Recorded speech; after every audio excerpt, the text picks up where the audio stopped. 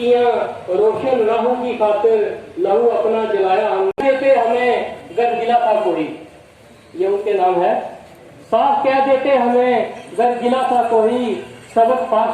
आवाज दो, छीन के लेंगे, छीन के लेंगे, छीन के लेंगे। SOS international, SOS international. Shri Rajiv चूड़ी आगे बढ़ो, हम तुम्हारे साथ हैं। श्री राजीव चूड़ी आगे बढ़ो। 22 अक्टूबर है और हम इतिहास को दुरुस्त करना चाहते हैं। कुछ लोग कहते हैं कि यहाँ जो डेमोग्राफी बदली गई वो 1989 या 1990 में बदली जब मिलिटेंसी आई। ये बिल्कुल गलत है, बिल्कुल धारणा ही गलत है। और जब तक हम जम्मू कश्मीर के इतिहास को ठीक नहीं करेंगे तो मैं समझता नहीं हूँ कि यहाँ कोई समाधान हो सकेगा। असली बात यह है कि पाकिस्तान बनने के बाद जो पहली गोली पाकिस्तान की बंदूक से निकली वो मेरे हिंदू और सिखों की छाती पर चली। उसका ध्वंस हमने झेला। 70,000 मेरे हिंदू और सिखों की निर्मम हत्याएं हुई।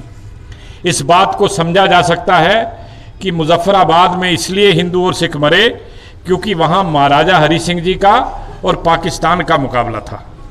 लेकिन जब 26 अक्टूबर को एक्सेशन हो गया, 27 अक्टूबर को एक्सेशन मान लिया गया, उसके बाद तो हिंदुस्तान पिक्चर में आ गया। लेकिन हिंदुस्तान की आंखों के सामने मीरपुर फाल हो जाता है, पुंछ फाल हो जाता है। ये साजिश नहीं थी तो क्या था? मैं समझता हूं कि इतिहास को ठीक करने की जरूरत है। मेरे इन लोगों ने जिन्होंने अपनी जानों की परवाह नहीं की, इस बात का समय दिया महाराजा हरि सिंह जी को कि वह हिंदुस्तान के साथ एक्सेशन करें। नहीं तो कबायलियों का डिजाइन क्या था? सुबह लाहौर से चलना है और दोपहर तक श्रीनगर पहुंच जाना है, वहां से महाराजा हरि सिंह और शेख अब्दुल्ला को गिरफ्तार कर वापस चले जाना है और पूरी रियासत पर हमारा कब्जा हो जाना है। लेकिन हमारे लोगों ने निहत्थे होकर भी वहां लड़े, उनका मुकाबला किया और 26 अक्टूबर तक उनको श्रीनगर पहुंचने दिया, जहां उनको उसी शाम 22 अक्टूबर को पहुंचने का प्लान था। और आज मैं फख्र के साथ ये बात कह सकता हूं कि हिंदुस्तान का अगर ताज कश्मीर है तो मेरे लोगों की कुर्बानियों की वजह से है। लेकिन जब मुझे इंसाफ देने की बारी आती है, मेरे इन लोगों के साथ अच्छा बर्ताव करने की बारी आती है, सरकार नदारद हो जाती है। मैं यहाँ का पुश्तैनी नागरिक हूँ, मेरे लोग यहाँ के पुश्तैनी नागरिक हैं क्योंकि हम महाराजा हरि सिंह की टेरिटरी के लोग हैं। 370 और 35 से मुझे किसी भी तरह से नुकसान नहीं देती थी, लेकिन फिर भी हमने उसको हटाने का समर्थन किया, ये सोचकर कि शायद अच्छे दिन आएंगे। लेकिन उसके हटने के बाद मेरे उससे भी बुरे दिन शुरू हो गए।